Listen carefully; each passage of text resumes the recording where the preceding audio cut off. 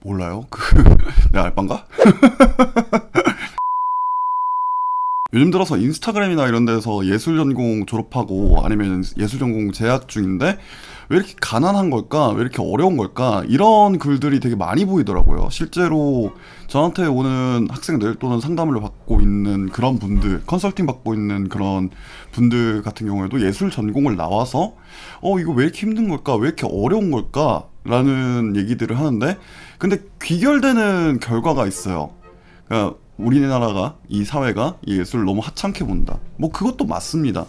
하지만 그거 말고도 사실 근본적인 원인이 있는 것 같아요. 오늘은 그거에 대해서 썰을 풀어볼까 하는데요. 요즘 들어서 마스크를 쓰고 이제 항상 영상을 찍었었는데 근데 오늘만큼은 마스크를 벗고 뭔가 마스크 쓰고 하면 뭔가 익명 같고 막 고발 같고 막 그런데 그냥 가벼운 마음으로 얼굴 가리지 않고 한번 말씀을 드려보도록 하겠습니다.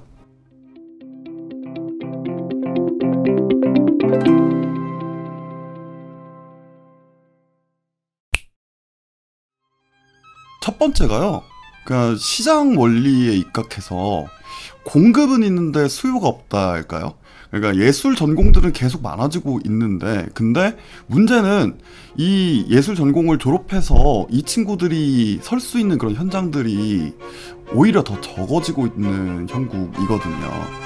지금 뭐 대학로 공연장 같은 경우에도 계속 이제 수가 줄어들고 있고 물론 왔다 갔다 하고 있긴 하지만 그리고 뭐 대학로뿐만 아니라 뭐 이벤트라던가 이런 것들도 계속 꾸준히 사라지고 있고요. 선생님이 예전에 했던 뭐 R16 같은 경우에도 지금 없어졌는데 그냥 실용무용 전공, 스트릿 댄스 전공은 늘어나고 있죠.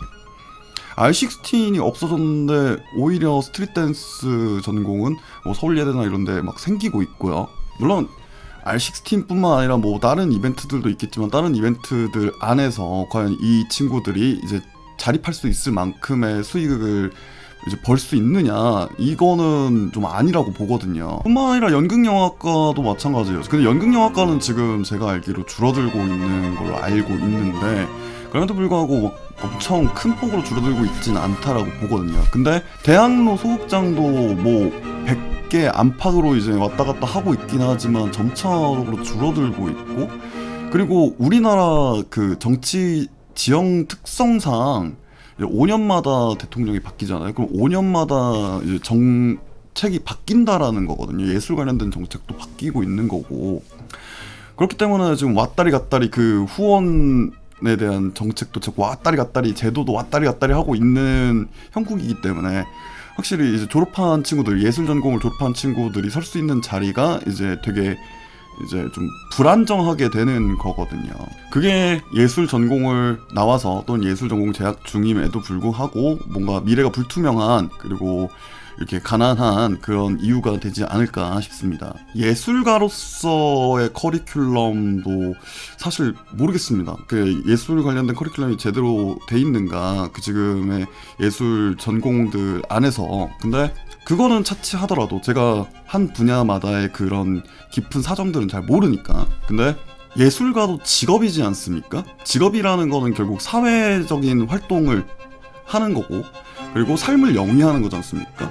근데 그런 거를 가르치는 그런 커리큘럼이 없다. 커리큘럼뿐만 아니라 뭔가 이제 교수들이 이런 것들은 중요하다 이렇게 강조하는 부분이 좀 많이 없다라는 점. 이거는 뭐 사실 교수들도 안 해봤으니까요.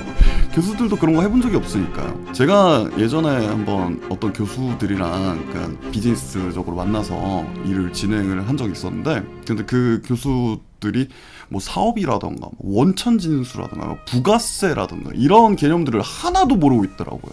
꽤나 이름난 대학이었습니다. 어딘지는 말씀드릴 수 없겠지만 그 모습들을 보면서 과연 이 사람들한테 배우는 그런 학생들이 제대로 삶을 영위할 수 있을까라는 걱정이 들었는데요. 공연기획 전공이나 아니면 예술경영 전공이나 아니면 여타 뭐 이와 비슷한 유사한 전공들 같은 경우에는 사실 취업이라는 목표가 있지 않습니까? 이제 끝나고 취업이랑 연계되는 것도 있고요. 그렇기 때문에 회사 가서 그런 것들을 배울 수 있거든요. 근데 일반적인 예술 전공 친구들 같은 경우에는 그걸 회사 들어가서 배운다? 사실 취업과 연계되는 게 경우가 극히 드문 걸로 알고 있습니다. 연극영화과 나와서 취업한 경우가 많지가 않고, 그리고 무용과 나와서 취업을 한다? 그것도 많지가 않고, 그나마 비교적 역사가 오래된 클래식 전공들이나 아니면 뭐 국악 전공들이나 이런 류들은 그냥 국악원에 취업한다던가 아니면 문화재단에 취업한다던가 아니면 클래식 홀이나 이런 데 취업한다던가 이런 것들이 가능한데, 근데 다른 예술 전공들은 사회인으로서 안착할 수 있는 그런 목표나 아니면 연계가 없으니까, 그래서 사실 어려운 거죠. 마지막으로 우리나라에서 이 사회가 예술을 확실히 하찮게 본다라는 점은 다들 익히 알고 있을 겁니다. 근데 이 얘기를 제가 15년 전부터 들었고 아직도 포럼이나 이런 데서는 계속 그런 얘기들을 하거든요. 그리고 그런 정확한 개념들도 모르고, 투자, 협찬, 후원 이런 개념들도 제대로 모르고, 그냥 나라에서 주는 돈, 뭐 기업에서 주는 돈, 뭐 개인이 이제 텀블벅이나 이런 것들로 후원하는 뭐 그런 개념들로만 보는데, 이제는 좀 깨어 있어야 되지 않을까라는 생각이 듭니다.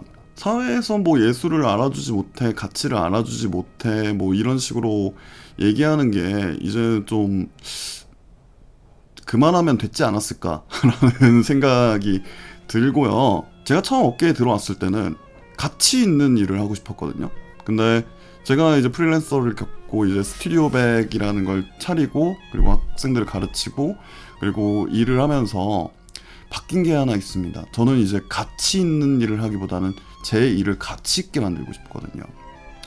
본인들이 하는 일 충분히 가치 있다라는 거를 많은 이들에게, 소비하는 사람들에게, 그 컨텐츠를 소비하는 사람들에게 이제 설득하실 시간이 왔고요.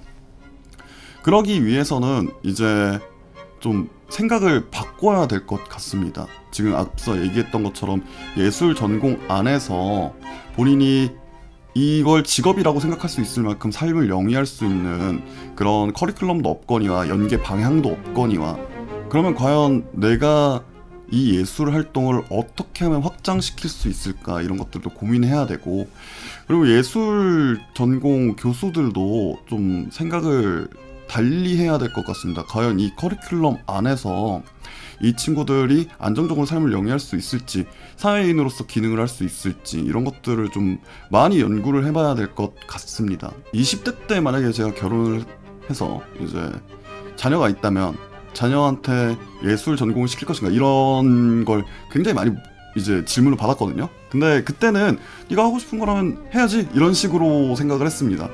그러니까 우리 자녀들한테 하고 싶은 예술이 있고 예술 전공이 있다면 시켜야지 이랬는데, 저도 30대가 되다 보니까 만약에 제가 지금 결혼을 해서 이제 자녀를 낳아서 과연 예술 전공을 시킬 것이냐?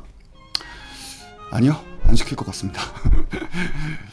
제가 기획자이기 때문에 제 자녀는 확실히 예술이라는 이 업계에서 어느 정도 먹고 살 수 있게끔의 방향성은 잡아줄 수 있을 거라고 보지만서도, 그럼에도 불구하고 시키고 싶지 않습니다. 이런 부분 때문에 말이죠.